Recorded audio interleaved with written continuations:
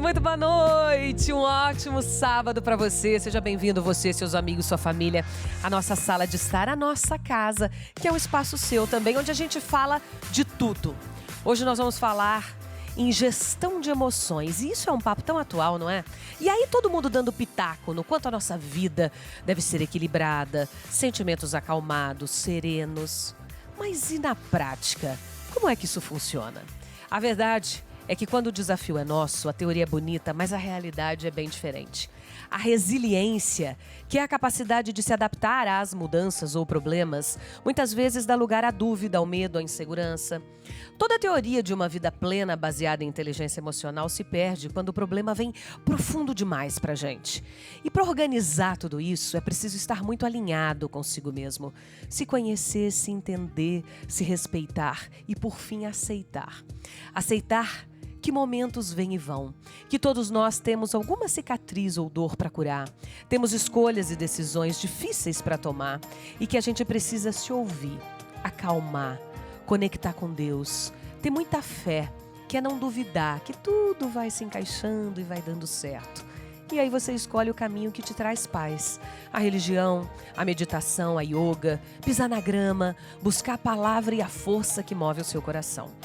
A gente sabe, no fundo, o que nos alinha, o que nos põe no eixo. Busque essa verdade. E gerir emoções vai ser um exercício muito mais fácil e verdadeiro para você. Pois é, gente, e gerir emoções tem a parte da saúde mental, da inteligência emocional, dos relacionamentos, mas tem a parte das finanças também. É sobre elas que nós vamos falar hoje. Eu amo esse tipo de programa porque a gente aprende muito. Meu primeiro convidado é educador financeiro, mestre em educação financeira, possui especialização em sustentabilidade e você quer aprender como ir além, né, de guardar dinheiro, como organizar esse dinheiro, como investir. Pode ter certeza que ele é a pessoa certa para conversar com você. Nas redes sociais é conhecido como Papai Financeiro. Seja bem-vindo, meu amigo Tiago Godoy. Tudo bem, Tiago? Como Tudo é que você tá, querido? Obrigada por estar aqui com a gente. Que bom estar aqui de novo, né? Boa noite, pessoal. Tudo bom? É, que delícia te Segunda receber vez aqui, já. segunda vez. E é sempre tão Prazer. bom a gente falar, a gente cuidar do nosso dinheiro, do dinheiro de quem tá perto da gente, pra não passar sufoco. Porque coisa dura que é crise financeira na nossa vida. Olha, são muitas emoções, né? Tem que saber lidar e conseguir levar isso pra frente, planejar, conseguir também usufruir do dinheiro, não apenas hoje, mas no futuro. Tá certo. E é isso que a gente vai falar aqui hoje. Combinadíssimo. Obrigada por estar aqui, viu? Obrigado a você. Bora para a próxima convidada. Ela é formada em administração, psicologia e terapia desde 2002. Ela fala sobre dinheiro sob o ponto de vista da psique humana. Bem-vinda, Sara Matos. Sara, como é que você tá? Tudo bem? Boa noite. Obrigada por estar aqui com a gente, Amanda. viu? Obrigada pelo convite. Porque a cabeça guia o dinheiro também, né? Nossa, mais do que o que você imagina. Obrigada, querida. Olha, minha próxima convidada é consultora, palestrante, mentora e coach financeira. Focada em finanças pessoais, hoje ela vai nos ajudar com dicas práticas, fáceis, pra gente ter uma vida melhor, mais estruturada. Mara Bernardes, bem-vinda, Mara. Boa noite. Bem-vinda, tudo bem? Bem, obrigada. Obrigada por estarem aqui. Vem comigo, bora sentar no nosso sofazinho. Que delícia de sábado para que a gente possa, aliás, já avisa aí a turma, família, amigos, né? Vamos avisar todo mundo que o programa vai falar sobre isso, porque gerir essa emoção é muito importante. E a gente diz que tem gente que desconta na comida, mas tem muita gente que desconta nas compras. Afinal, já se tem, né, um comentário que, a gente não tá muito bem, tem que ir ao shopping, que tudo melhora. O que vocês acham sobre isso? Depende, né? Pode melhorar ou piorar.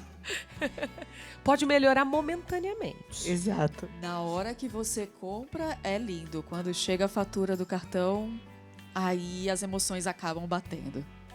É muito difícil, né, Tiago?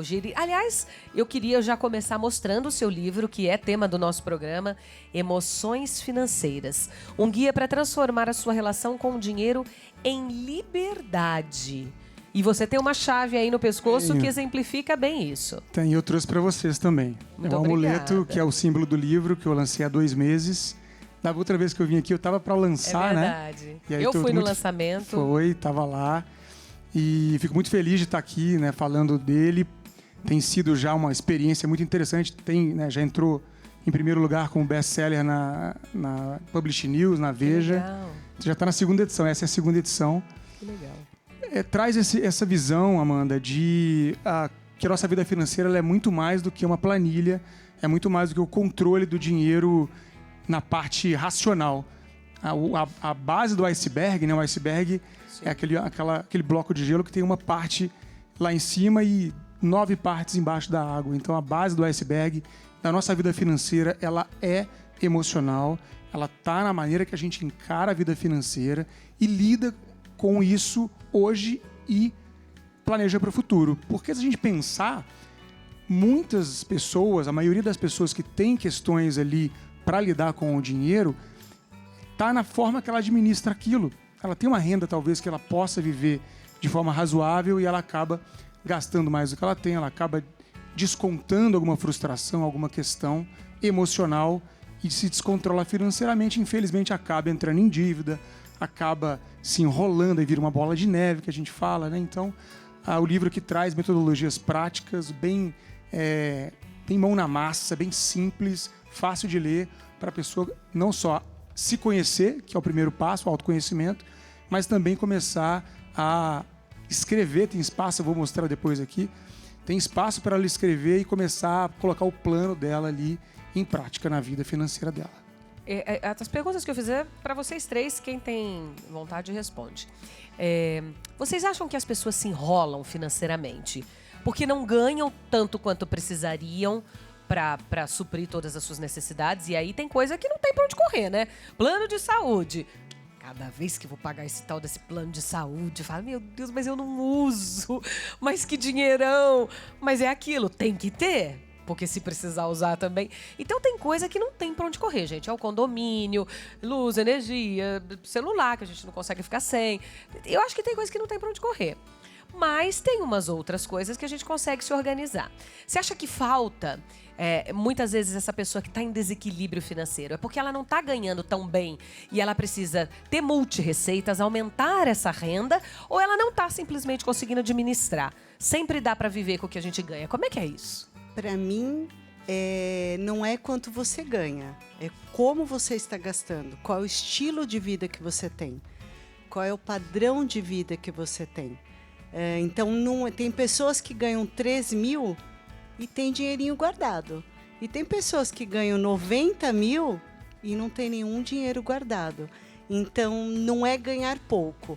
Agora, se aquela pessoa entende que está ganhando menos do que o padrão de vida dela exige, que ela se exige, aí ela tem que arrumar alguma outra fonte de renda, né? Porque baixar o padrão é duro também, não é?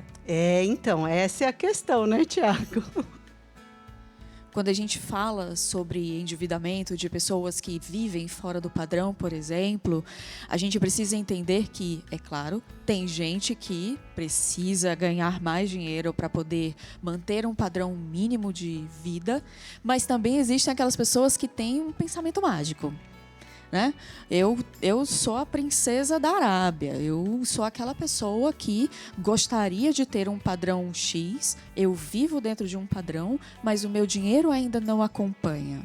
Existe essa necessidade interna, às vezes, da pessoa de viver uma vida, inclusive um pouco diferente do que ela vive, porque às vezes é difícil de olhar para o nosso redor, para a realidade que a gente está vivendo. Né? É o famoso, a pessoa rica presa no corpo de pobre. Né? Porque está ali sonhando com uma coisa, só que todo mundo merece e deve sonhar. E esse é um ponto muito importante. O dinheiro é uma grande ferramenta para realizar sonhos. Esse é o grande objetivo do dinheiro. Acumular dinheiro por acumular não faz sentido nenhum. O dinheiro é uma ferramenta para realização de sonhos. Todo mundo merece sonhar. Mas a gente precisa primeiro realizar financeiramente para depois usar o dinheiro no sonho. A gente não pode usar o dinheiro que a gente não tem para realizar um sonho e depois ficar correndo atrás da dívida. Por quê? Porque a dívida incorre uma coisa muito importante, que são os juros. E os juros compostos, que são os juros que aumentam durante o tempo. Então, o que a gente está vendo, cada vez mais, infelizmente, é um aumento significativo no endividamento da população. As pessoas estão ficando mais endividadas. Uma parcela dessas pessoas é porque realmente tem uma renda que não dá para sobreviver, então a gente tem que saber disso. Existe uma grande parcela da população que não consegue sobreviver, e aí é um problema grande, macroeconômico, social econômico, que sim. tem que ser tratado, né, por um âmbito muito mais amplo. Mas existe um problema individual, que é uma grande parte de pessoas que poderia ter uma renda, poderia ter uma vida tranquila, organizada, simples, mais organizada, equilibrada, mas estão se endividando e se enrolando. Você sabe que eu vi um stories teu com a Isabela essa semana? Que vocês estavam falando de produtos que estão próximos a vencer. Sim. Do que vocês foram ao supermercado e produtos que vencem daqui uma semana. Mas você vai consumir em uma semana. E eles estavam, sei lá, metade do preço. 1/3. 1/3. Eu vou dar um recado e na volta a gente fala sobre Tá isso. bom. Muito bem. E eu deixei uma questão no ar antes do nosso recadinho, tão importante também, que foi do que eu estava vendo dos seus stories. Por exemplo, uma economia que a gente pode fazer indo ao mercado e pegando produtos que estão próximos ao vencimento.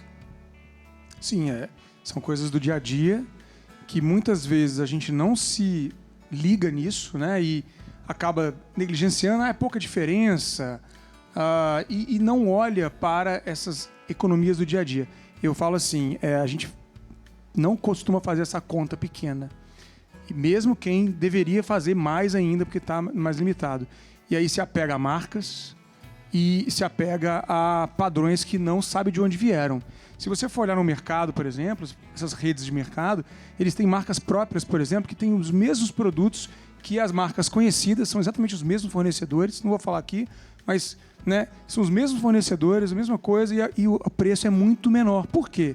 Porque o mercado é uma marca que não tem publicidade, não tem marketing, né? O mercado tem interesse em promover essa marca, porque é uma fonte de receita também.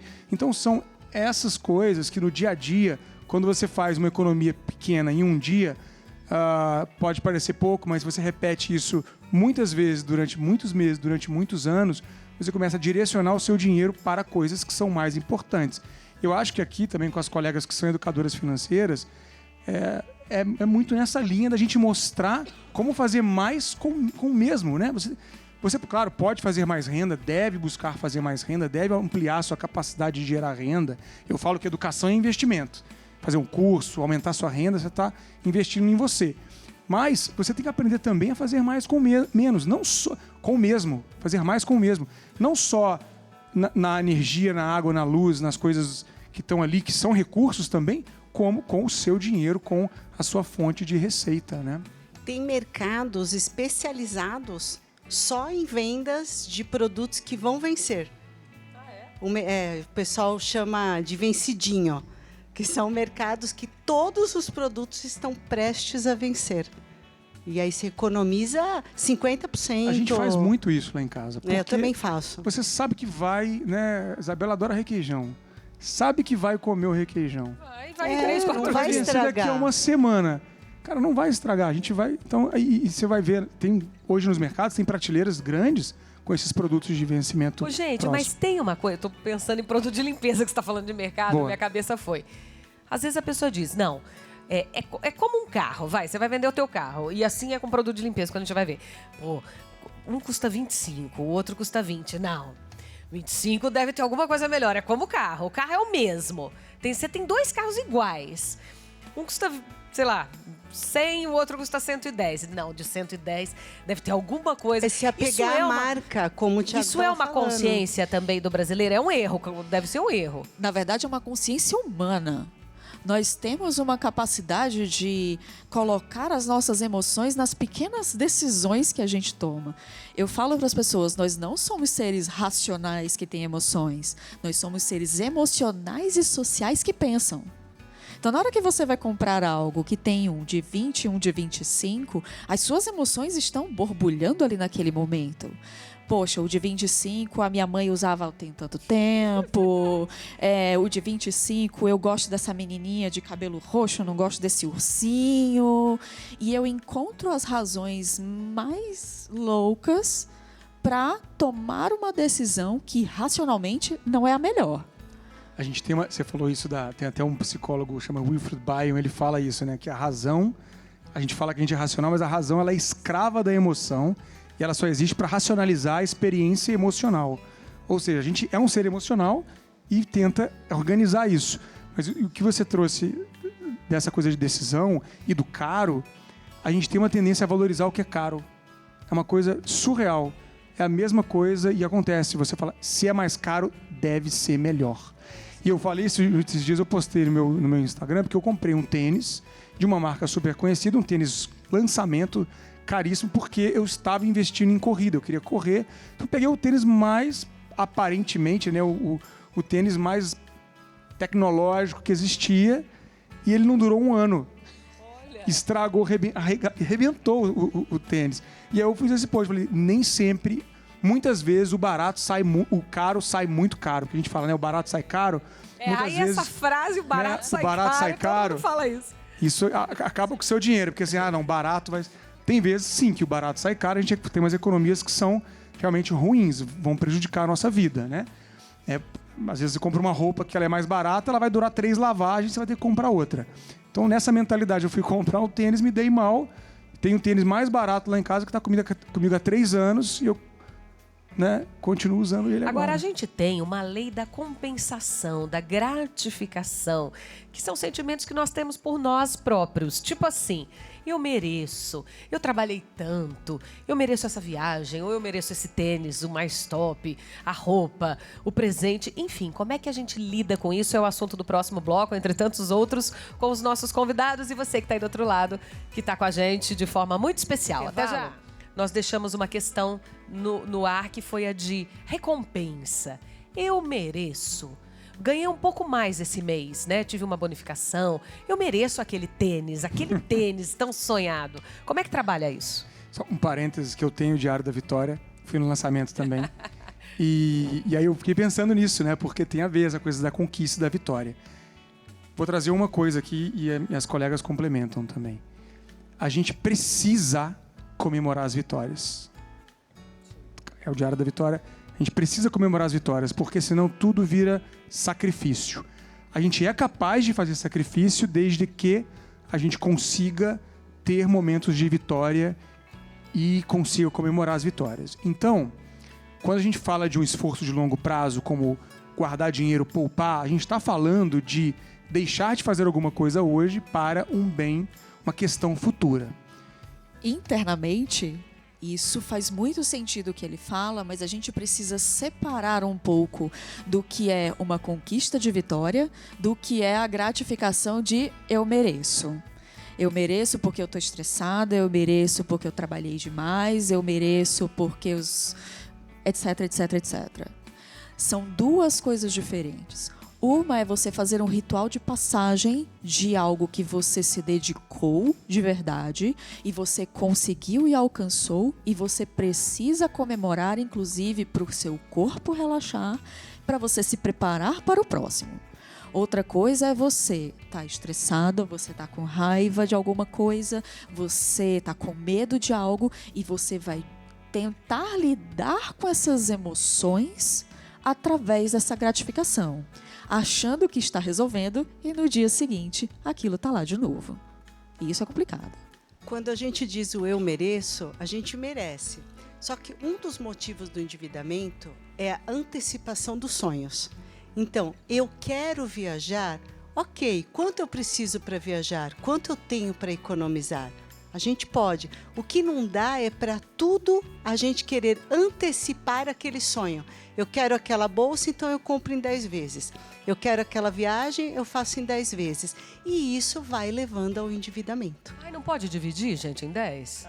Se você for organizado financeiramente, você compra pode. Um negócio de 10 de 20, meu Deus, o que é 20 no mês? Então, aí problema, é 20, é 10, é 30, é 50. Você faz uma, depois você faz outra, parcela. Aí lá na frente existe uma conferência de parcelas. Elas se encontram lá na frente, sabe? E aí na hora que elas se encontram é aquele caos. Porque você não consegue saber de onde que veio. Vocês pagam tudo à vista? Quase tudo. Eu exceto pago. Coisas que são muito grandes, que realmente eu digo, vou fazer uma reforma na minha casa. Mas eu junto 70% do que eu quero, aí eu pago o máximo à vista que eu consigo, e o resto que, tipo, não vou pagar, e aí eu me programo para comprar a prazo. A questão não é só pagar à vista, é saber o quanto você tem parcelado. O que não dá é compra uma blusinha, 10 de R$5. Compra o sapato, 10 de R$30. E você não vai somando, você não sabe quanto você está devendo. Aí quando você vê, alto, né? a culpa do meu endividamento é do cartão de crédito. Mas ele não faz compra sozinho. E é impressionante a cultura que a gente tem do parcelamento. Aqui O que no Brasil foi, é muito né? grande. E existiu um movimento lá atrás de acesso ao crédito, início dos anos 2000, que trouxe para uma grande parcela da população a chance de comprar pela primeira vez uma geladeira, um micro-ondas, um eletrodoméstico que ela não teria se não fosse por isso. Isso foi muito positivo. Mas ocorreu um erro da gente não trazer isso com uma educação financeira, com uma consciência, porque acabou gerando uma cultura do parcelamento. Eu tenho assim, muita dificuldade de parcelar as coisas, porque eu tenho realmente uma coisa que é emocional de eu não querer estar devendo uma parcela ali na frente. Então, faço o máximo de esforço para sempre pagar à vista.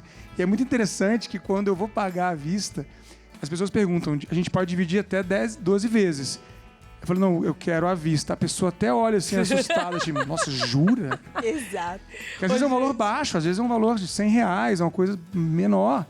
E a pessoa acha estranho, porque a gente gerou uma cultura do parcelamento. É uma cultura. Isso é muito interessante que vocês estão falando, muito. Tem uma coisa curiosa que eu também quero comentar com vocês. A coisa do parcelamento eu acho super engraçado. Engraçado assim, né? Engraçado não fosse trágico. Mas tem um outro detalhe, que é a gente não querer levar fama de ser mão de vaca. Você é tipo assim, ela só compra o produto de limpeza o mais barato que tem. Ela só vai, né, quer uma roupa mais barata que tem. Mas como que é isso? Como é que a gente se desconecta dessa imagem de ser mão de vaca? Como que eu olho para uma pessoa e digo, não, essa pessoa tem inteligência financeira. Ela é uma gestora das finanças dela. Ela né, organiza. E isso não traz uma imagem de que ou você é mais pobre do que você realmente é, ou você é mão de vaca, e isso é pejorativo no sentido negativo. Eu acho que cai naquela coisa de que a gente precisa fazer parte de um grupo. Então, se aquele grupo tem aquele celular tal, eu vou comprar ele parcelado porque eu preciso fazer parte daquele grupo.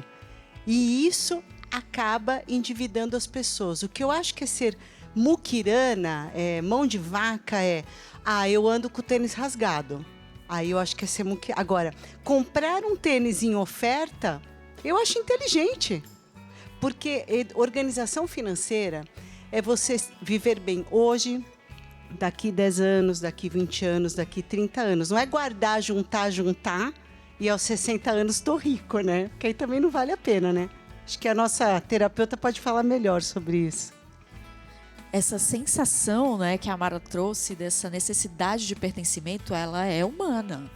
Se eu estou num grupo e que todas as pessoas usam uma determinada marca e eu não, eu vou dar um jeito de continuar pertencendo.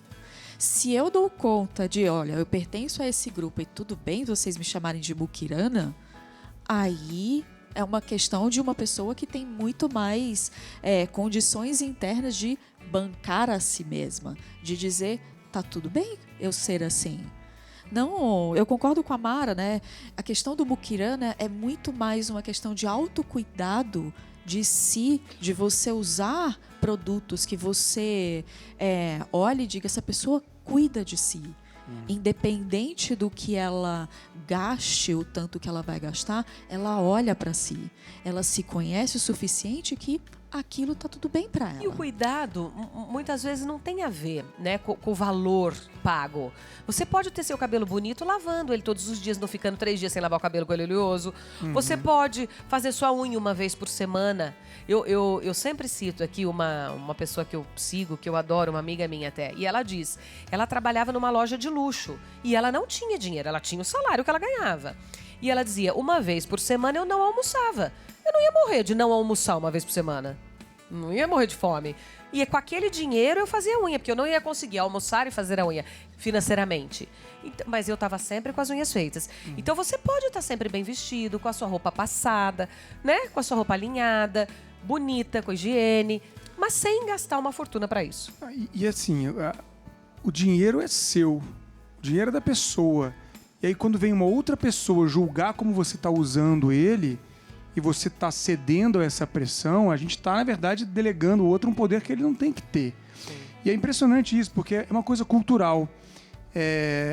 Aqui no Brasil, eu conheço, e a gente fala, né, de educação financeira em muitos lugares, e você pergunta para as pessoas se elas têm o hábito de pedir um desconto numa loja, a maioria das pessoas não tem esse hábito, porque acha indelicado pedir um desconto. Ô, Tiago, mas antigamente eu lembro que a gente dizia, vou pagar à vista, tinha desconto. Hoje em dia não tem. O vendedor, ele frisa, não tem desconto à vista, você pode dividir em 12. Existe isso, e aí a pessoa acaba sendo tentada a dividir, porque se você pensar até racionalmente, para a pessoa organizada, você dividir em 12 economicamente faz sentido, né? Você está jogando dinheiro para frente. Só que, quando você vai numa loja com o hábito de negociar, e existem, claro, lojas e lojas, padrões e padrões, você consegue negociar. Outra coisa, por exemplo, que é mais simples ainda. Você vai num restaurante, pede uma comida, e aí sobra um pouco. Muitas pessoas, pouquíssimas são as que pedem para embrulhar. Na média, eu pergunto, as pessoas têm vergonha de pedir. Você pede? Para embrulhar. Eu peço. Eu peço. Porque é comida, vai jogar... Assim, eu paguei? E sabe onde eu aprendi isso? Nos Estados Unidos, que é um país muito mais rico do que o Brasil. E meus amigos lá, quando eu fui fazer faculdade, pediam sempre para embrulhar. E eu falei, cara, no Brasil as pessoas não pedem para embrulhar. É uma cultura. E aí eu comecei a fazer isso com mais regularidade. Claro que não é sempre, depende da quantidade, depende, claro, né, da questão toda, mas tem essas coisas pequenas que às vezes a pessoa tem vergonha de falar, vai te chamar de muquirana se você pedir para embrulhar, vai te chamar de muquirana se você pedir desconto. Cara, o dinheiro é seu, você sabe o esforço que você teve para conquistar. E se você usa marca barata, se você usa o tênis mais barato, que seja, o problema é seu. É você que tá... E aí acho só um ponto aqui que eu acho que ajuda as pessoas a pensarem. Como é que você começa a mudar a sua vida financeira, o seu padrão de comportamento do dinheiro? Quando você começa a enxergar os seus objetivos maiores. Porque quando você não sabe para onde você vai, não sei qual que é o meu sonho, não sei o que eu quero conquistar, ou até sei, mas não acredito que eu vou conseguir. No fundo, a pessoa acha que não vai conseguir, ela acredita que é muito distante. Mas quando ela começa a colocar isso como uma meta, e de fato ela coloca isso como algo que ela vai conquistar, o esforço de abrir mão das coisas aqui hoje, de comprar a marca mais barata, de pedir comida para embrulhar, se torna muito mais fácil, porque ela está enxergando, não é o agora, ela está enxergando o que ela vai querer lá na frente, e é um sonho. Então isso eu vejo que funciona muito com as pessoas. Sem dúvida. Vou pedir licença para vocês, vou dar um recado, e na volta nós vamos saber como está a vida financeira dos brasileiros. Vem. Muito bem. Gente, de uma forma assim bem resumida, o que são contas que eu não posso negociar, não posso deixar de pagar, que entra ali e não tem como fugir?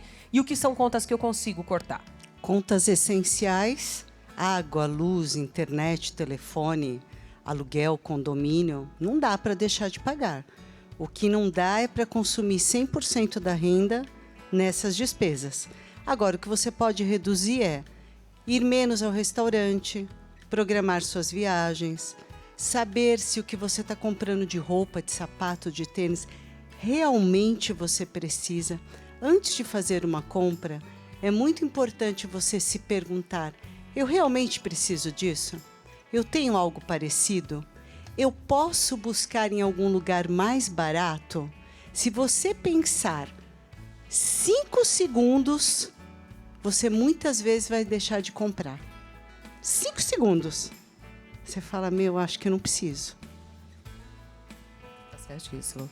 Você tem uma tabela aí, Tia? Pois é, eu tenho uma metodologia que eu trabalhei já com mais de 10 mil alunos que chama caixas e torneiras. E aí você começa a direcionar o seu dinheiro para as torneiras. E aí é uma questão de hierarquia. Porque a gente precisa definir o que é essencial e o que chega no supérfluo. Existe todo um espectro disso, né? O que é mais importante para você. Sim. E o que você precisa, o que você pode deixar e abrir mão. É aquela coisa do cobertor. O cobertor sempre vai ser curto. A gente tem que saber como que a gente vai trazer essa dinâmica e colocando em prioridade e colocando isso de uma forma na nossa mente. Não é nem só na planilha. A planilha ajuda, mas quando você coloca isso na tua cabeça, você já sabe o que está saindo das prioridades. Então, eu lembrei daqui da metodologia. Cortar o cafezinho é uma solução? Se você gastar um cafezinho, um bolo, R$15 por dia, Na semana dá 60, 75. No mês dá R$300. No ano, R$3.600. Eu guardaria e faria uma viagem. Tá certíssima, certíssima. Hoje nós estamos falando de finanças. Como é que andam as finanças aí na sua casa? Aliás, isso é um assunto muito importante também. Muitos casais acabam tendo embates seríssimos por conta de finanças, né? Às vezes um vem de uma cultura de gastar muito, o outro chega numa cultura mais seguro. Como é que é? E normalmente eles se casam. Sempre assim, né? Sempre. A segunda maior causa de divórcios É dinheiro. é por causa de dinheiro. Não é por causa de Coisa, dinheiro, é por né? falta de conversa. É porque tudo o que é esclarecido, estipulado, né? O combinado não custa caro. Combinado, é. Vamos fazer desse jeito, o que é teu, o que é meu, o que é nosso a gente vai fazer assim e tá tudo certo, né? Há de se ter conversa.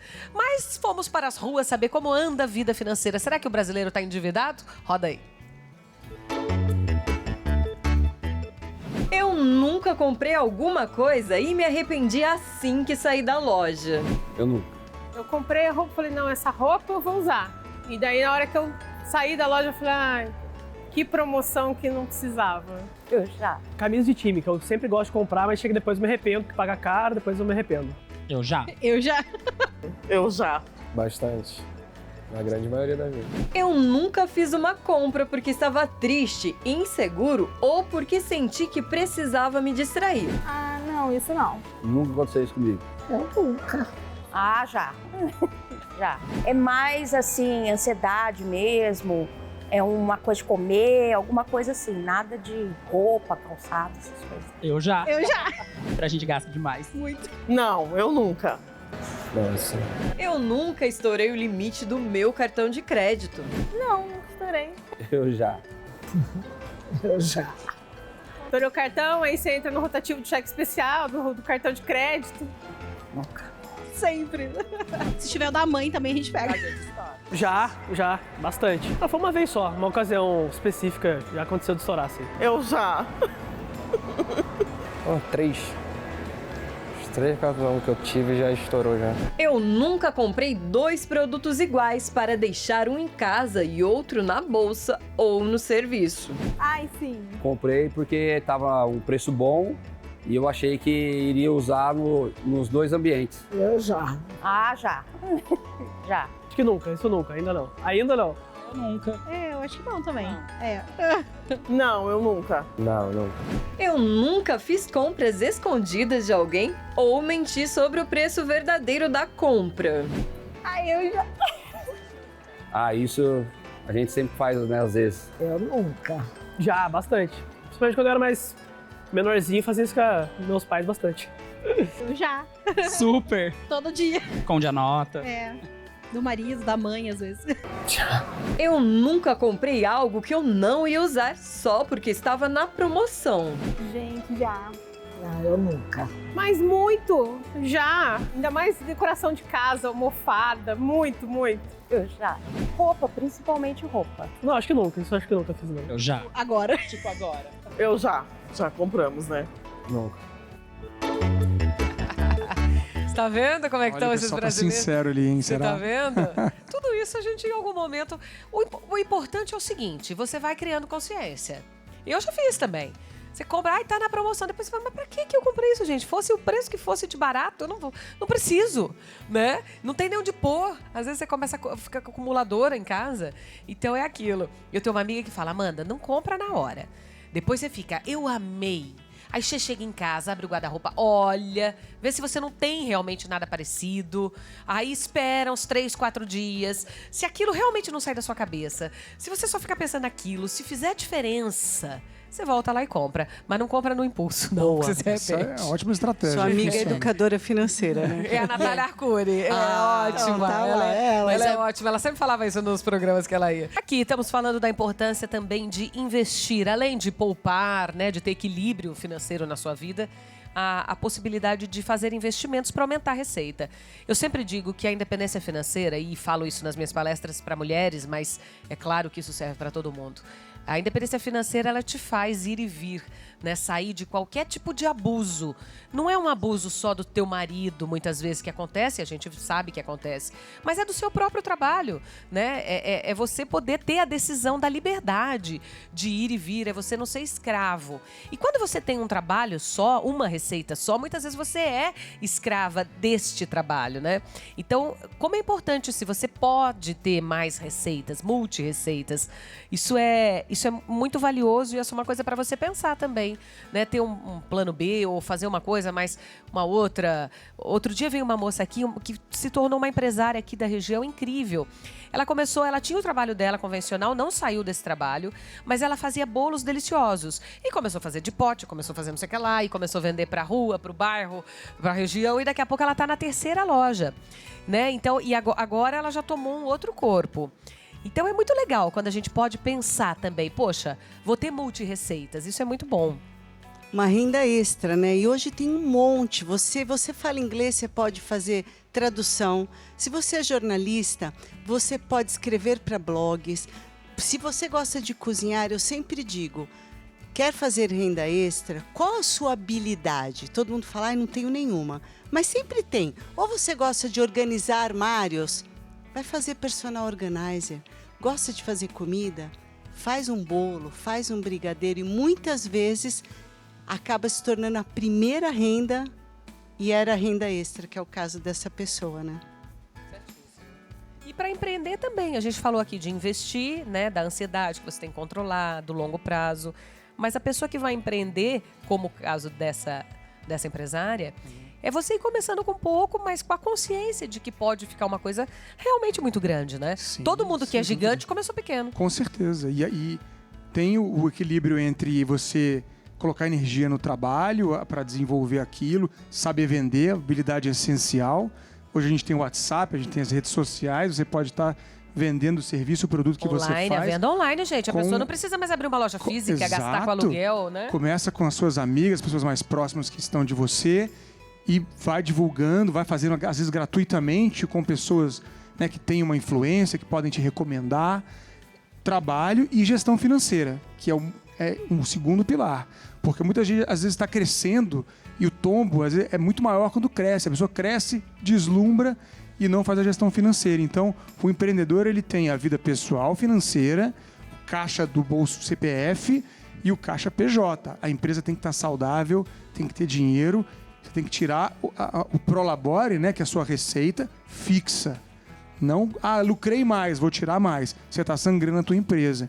Então, a empresa ela tem que ser saudável.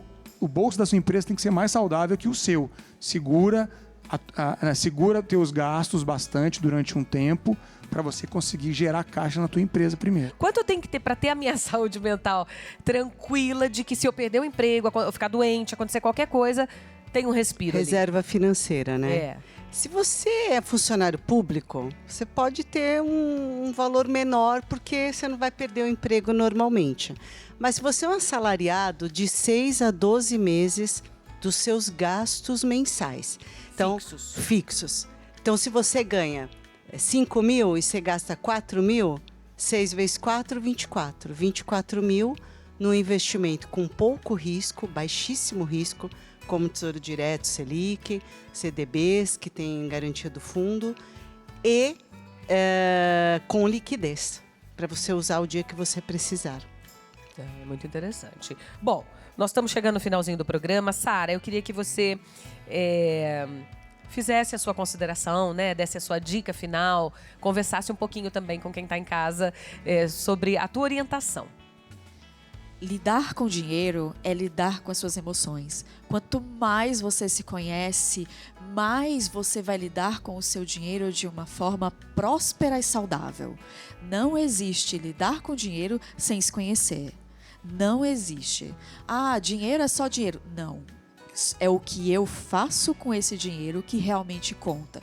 Então eu preciso me conhecer, eu preciso de um suporte para mim, para eu poder lidar com o dinheiro e fazê-lo render, fazê-lo prosperar, para que eu não entre em crise de ansiedade por causa do dinheiro, que eu não entre em crise de pânico. Tenha medo de fazer um investimento, porque às vezes você até tem esse dinheiro e tem medo, né? Sim. Tem medo da falta de conhecimento, sei lá. Sim. Então, se conhecer é a chave. Não, eu vou fazer só o curso de educação financeira. É metade do caminho. A outra começa aqui. Essa é a Sara Matos, gente, é psicóloga com foco em saúde mental e finanças. Tá aí o contato dela no vídeo para vocês.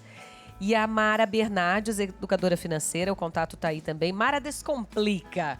Tem que descomplicar, né, Mara? Mara Descomplica. Queria que você deixasse a sua consideração. Eu acho que a organização financeira, independente de você ser devedor ou investidor, tudo começa com a organização.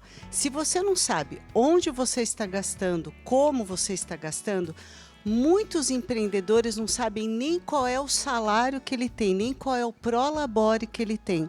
Então, que caminho eu vou seguir? Eu não sei quanto eu ganho, quanto eu gasto.